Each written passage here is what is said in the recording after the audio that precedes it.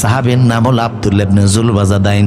মসজিদে নববীতে দাঁড়িয়ে রয়েছে রসুলের অপেক্ষায়। সারা শরীরে ধুলিবালি, সারা কাপড় শরীরে ধুলিবালি, কপালে ধুলিবালি, লজ্জাস্থান ঢাকার মতো কাপড় নাই, ছোট্ট একটা কাপড় লজ্জাস্থান ঢাইকা হাত দিয়ে ধরে রাখছে। আল্লাহর নবী যখন হুজরা থেকে বের হলেন রসুলকে সালাম দিয়েছে। রসুল বললেন তুমি কে? হুজুর আমার দিকে তাকিয়ে দেখেন ছেলেটা কপাল থেকে চেহারা থেকে ধুলিবালি যাইরা বলে নবী হে দেখেন আমারে চিনেন কিনা, আমি কিন্তু আব্দুল্লাহ। কোন আব্দুল্লাহ? যে আব্দুল্লাহ সকালে এক পোশাক পরতো, বিকালে আর এক পোশাক পরতো, প্রত্যেক দিন শুধু পোশাক পরিবর্তন করতো না। এত বড় ধনির দুলাল, এত বড় সম্পদশালী পরিবারের সন্তান, সকালে এক পোশাক, দুপুরে আর এক পোশাক, স্বর্ণের থালায় কইরা খাবার খাইতো সেই আব্দুল্লাহ। জি হ্যাঁ ইয়া রাসূলুল্লাহ, আমি সেই আব্দুল্লাহ। তোমার এই অবস্থা কেন? পরনের কাপড় নাই। নবী গো কালেমা কবুল করার কারণে পরিবারের ঘর থেকে বের করে দিছে। আমার চাচা, আমার আত্মীয় স্বজন আমার ঘর থেকে বের করে দিয়েছে। মা আমারে ছোট্ট একটু কাপড় দিছে, তো লজ্জাস্থান ডাইকা আমার আসার মতো ওট নাই, বাহন নাই। আমি 1 মাস সময় নিয়ে মক্কা থেকে সাগরের পাটটা দিয়া কোনো রকম কষ্ট করে করে খেয়ে না খেয়ে গো নবী পেটের মধ্যে পাথর বাইদা মদিনাতে আসছি। আমি জানি পৃথিবীর কারোর আদালতে আমার জায়গা না হলেও দরবারে নববীর কদমের কাছে আমার একটু জায়গা হয়ে যাবে। আল্লাহ রসুল ঘরে ঢুকলেন, চোখ থেকে পানি ছাড়লেন। আয়েশা আমার এক বন্ধু কালেমা মুখে নিয়ে মক্কা দেখে আসছে, 2 টুকরা কাপড় দাও। রসুলের 2টা সেট জামা নিয়ে আল্লাহ রসুল আব্দুল্লাহকে হাদিয়া দিলেন। আব্দুল্লাহ, একটা সেট জামা তুমি গায়ে পরবা, আর একটা সেট জামা তুমি গোসল করার পরে পরবা। নবীর শরীরে 2টা হাদিয়া জুব্বা আল্লাহ নবী তারে হাদিয়া দিলেন। কোরআন তেলাওয়াত করেন রাসূলুল্লাহ। একদিন বলে আব্দুল্লাহ রে তুমি কি চাও? বলে নবী হে কালেমা কবুল করার কারণে রাজকীয় জীবন হারাইছি, বাবা মারে হারাইছি, আত্মীয় স্বজন হারাইছি, পৃথিবীতে আল্লাহ রসুল ছাড়া আমার আর কেউ নাই। তবে আপনি দোয়া করে দেন আল্লাহর দিনের পথে যেন আমি আমার জীবনটা দিয়ে দিতে পারি। রসুল বললেন ঠিক আছে আমি দোয়া করে দিচ্ছি, তবে জ্বরেও তুমি যদি মারা যাও আল্লাহ তোমার শাহাদাতের মৃত্যু দান করে দিবে। তো সাহাবী চলে গেছে তাবুকের যুদ্ধের ময়দানে। 1 মাস আল্লাহ রসুলের সঙ্গে তাবুকের মাঠে ছিল। তাবুকে কাফেরেরা রসুলের মোকাবেলা করতে আসতে পারে নাই, সাহসে দেয় নাই, কারণ নবীর শরীরে এমন এক বৈশিষ্ট্য ছিল। রসুল বলতেন নুসরিতু বির-রু'ব, আমি যেই জায়গায় দাঁড়াই ওই জায়গার 1 মাসের এরিয়ার মধ্যে যদি কোনো কাফের দাঁড়ানো থাকে আমার কারণে তার কলিজার মধ্যে আল্লাহ কম্পন সৃষ্টি করে দেন, সে আমার সামনে দাঁড়ানোর মতো সাহস পায় না। তো আল্লাহর নবী 1 মাস থাকার পরে তাবুকের ময়দান থেকে ফিরতেছে। প্রতিমধ্যে আব্দুল্লাহ জ্বরে আক্রান্ত হয়ে গেলেন, তিনি মারাও গেলেন। আল্লাহ রসুল বলেন সাহাবীরা আমার আব্দুল্লাহকে তোমরা কেউ কবরে নামাবা না, জানাজা পড়াবা তবে আমি রসুল নিজে পড়াবো। রসুল জানাজা পড়াইয়া বললেন আমি নিজে কবরে নামাবো, আর কেউ নামবা না।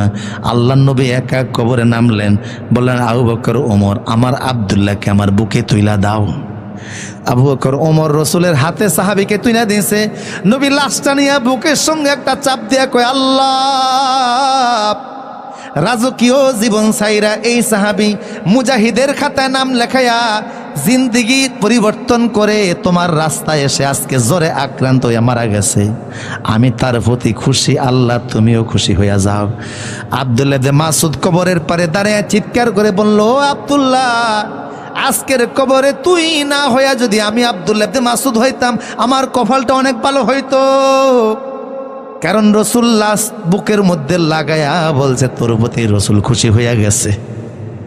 আব্দুল্লাহকে রসুল নিজ হাতে কবরে রাখছে। আমার ভাইরা ৬০-৭০ বছরের জিন্দেগি কোনো না কোনোভাবে কাইটা যাবে, কথা কোন না কা, এই জিন্দেগি কোনো না কোনোভাবে কাইটা যাবে। আর এখন ফুজাতিল মৌত, হঠাৎ মৃত্যু।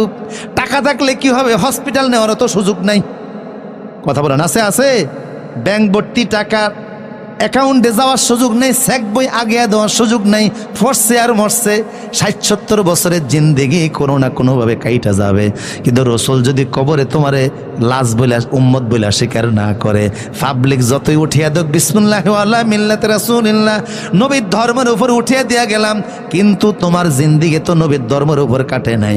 তুমি ধর্ম নিরপেক্ষতার উপরে কাটাইছো, জাতীয়তাবাদের উপর কাটাইছো, ফ্যাসিজমের উপরে কাটাইছো, সমাজতন্ত্রের উপর কাটাইছো, সিদ্ধান্ত নাও ৬০-৭০ বছরের জিন্দেগি তো কাইটেই যাবে, যতদিন বাইচে থাকবো আল্লাহর ইসলামের পতাকা বুকে ধারণ করে জীবন কাটাবো। পারা যাবে ইনশাল্লাহ?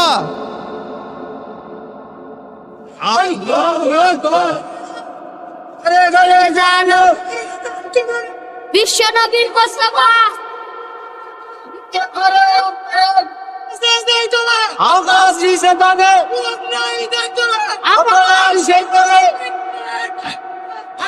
আল্লাহ কবুল করুন, জোরে বলুন আমিন।